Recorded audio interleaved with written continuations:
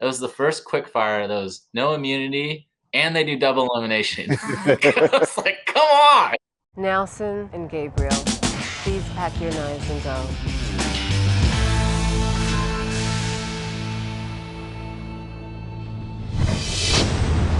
We want you to honor the indigenous people of this area. This is a surf and turf challenge. You need to pair up with someone. This is a double elimination. I'm a little worried about making steelhead and antelope be on one plate. Let's move a little faster. Got it.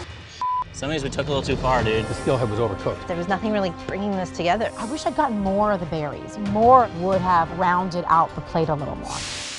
I know Gabriel's been in the top a lot, so I was like, damn, I got a good partner. But then the pain started getting worse for me, so my head wasn't in the game. Are you doing okay? It's better now. It's just ibuprofen. I'm just gonna park him in front of a station tomorrow and I'm gonna run around for him. You stay here. Yeah. I sit down. Yeah, for sure. I think we could have highlighted the berries a little more. I should have left them in the sauce like last minute. I strained them. You know, maybe that was a little something that kept us in there. But I think most of our components were executed how we kind of wanted them to. None of these dishes were anything but delicious. Whoever goes home tonight will be going home having made a good dish. It was a solid dish. Of course, I overcooked the fish. Skin was crispy as hell, but it was just slightly over for sure. Everyone enjoyed everything. It's just, I made the most mistakes. You know, I think if we had 100% Nelson, like we would have definitely, you know, had a little more time to taste everything, had a little more time to do everything just because, you know, you would have been moving faster. Yeah. It shows you the chef life. We worked so hard throughout our careers. Sometimes it just catches up to you. Most of the time, chefs are coming straight out of their kitchens, being creative, in the workflow, going straight into Top Chef. We all came in, dare I say, a little pudgy, with some pandemic rustiness. We haven't been in our kitchens. We've been in survival mode, not creativity mode. Like, I know for sure it took me a few episodes to get my brain to switch over to that because I've just been so ingrained in like pivot,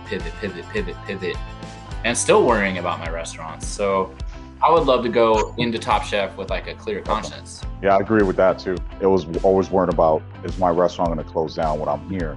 How are my cooks doing? For me, how's my wife doing with the restaurant? She's never ran a restaurant. She left her jobs to take care of it while I was gone. I think it's an added pressure I think a lot of us carried into it. Definitely. I've been working a lot. We just reopened our second place again. I haven't felt any pain, so kind of a new man, you know? My sandwich shop's doing about 50% of what we were doing. Staff are starting to put tables out on nice days. I do have tenting and heaters and stuff at Monberg. Talking with some of the top chefs about doing some dinners, trying to get some stuff on the books. I would say the ones including fruit. As you remember, I didn't cook with fruit a lot before. Like raw fruit and heavy Parmesan and creme fraiche. Everything was lost. I was out of my element, honestly. So now I do. The pork tenderloin dish. It's a yam romesco with pickled apples. There's pineapple sofrito. So like there's all these little emblems of me cooking with fruit and definitely apples, of course. It was something I'll never forget. It was a lifetime experience. I've been a fan of Top Chef since its existence. You know, I've watched so many chefs be on this show and it's kind of surreal to be on it yourself. You know, miss everyone, not just with the chefs, but also the production team and producers. I think it was the most memorable thing I ever done in my life, and I wouldn't change it for the world.